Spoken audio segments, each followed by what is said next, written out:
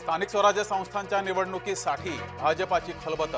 मुख्यमंत्री देवेंद्र फडणवीसांच्या अध्यक्षतेखाली रणनीती।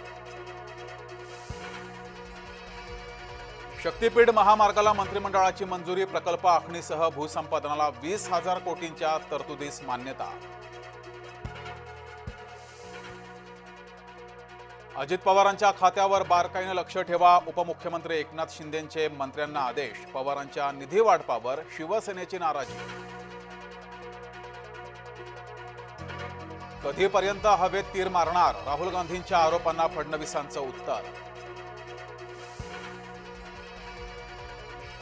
पहिलीपासून हिंदी भाषा नको, उपमुख्यमंत्री अजित पवार यांचं वक्तव्य। कोकण विदर्भात पुढील 5 दिवस मुसळधार पावसाचा इशारा, तर गोदावरी नदीची पूरस्थिती कायम।